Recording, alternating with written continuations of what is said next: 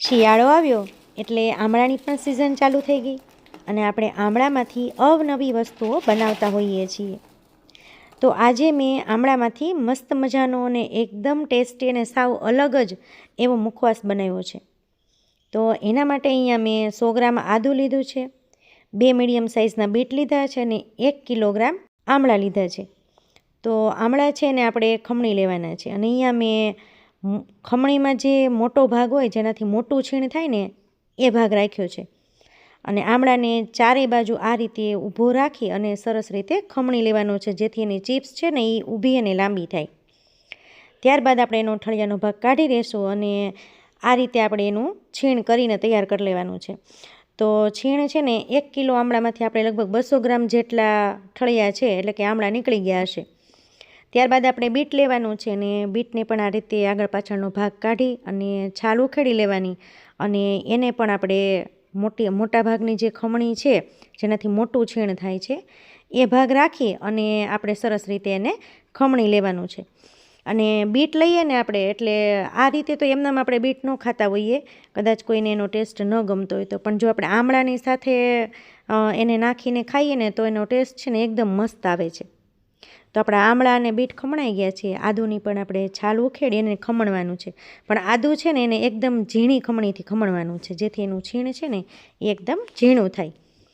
ત્યારબાદ આપણે મોટા વાસણની અંદર આમળા અને બીટ બેય ભેગા કરી દેવાના છે અને એકદમ સરસ રીતે મિક્સ થઈ જાય ને પછી આપણે હળવા હળવા હાથે એને દબાવીને એમાંથી બધું પાણી કાઢી લેવાનું છે જેથી આપણે જ્યારે ચાસણી લઈશું ને એની એટલે કે એની અંદર ખાંડ ભેળવશું ને ત્યારે ખાંડ છે એ ઝડપથી ઓગળી જાય અને વધારે ભાગની ખાંડ છે ને એ આમળામાં અને બીટમાં ચડી જાય. નહીંતર શું થાય કે આમળા અને બીટમાં પાણી હોય તો ખાંડનો ભાગ છે ને બીટ અને આમળાની સાથે ઓછો ભળે અને પાણી વધારે થાય. તો આ રીતે આપણે બધો જ રસ છે એ ઓછું ઓછું દબાવી અને કાઢી લીધો છે અને રસ એકદમ નીકળી જાય ને પછી આપણે એની અંદર આદું ઉમેરવાનું છે. જો આપણે આદું ઉમેરીને પછી આપણે રસ કાઢીએ ને તો આદુનો રસ પણ નીકળી જાય અને આદું આપણે ટેસ્ટમાં આવે ને એ રીતે રાખવાનું છે એટલે આદુમાંથી આપણે રસ કાઢ્યો નથી. ત્યારબાદ 1 કિલો આમળા હતા એટલે આપણે ભારોભાર 1 કિલો ખાંડ છે એ ઉમેરશું. અહીંયા હું મધુર અને મોટા દાણાની જે ખાંડ આવે છે મધુરની એ ઉમેરું છું જેથી એનું ગળપણ છે ને થોડું વધારે હોય. પછી ખાંડને આપણે આ રીતે સરસ રીતે મિક્સ કરી ઢાંકી અને 2 દિવસ માટે રાખી દેવાનું છે અને આમળામાંથી જે આપણું પાણી નીકળ્યું છે, રસ નીકળ્યો છે એને આપણે જ્યુસની જેમ પી શકીએ છીએ. તો અહીંયા મેં 1 ગ્લાસ જ્યુસ જેટલું નીકળ્યું છે એમાંથી.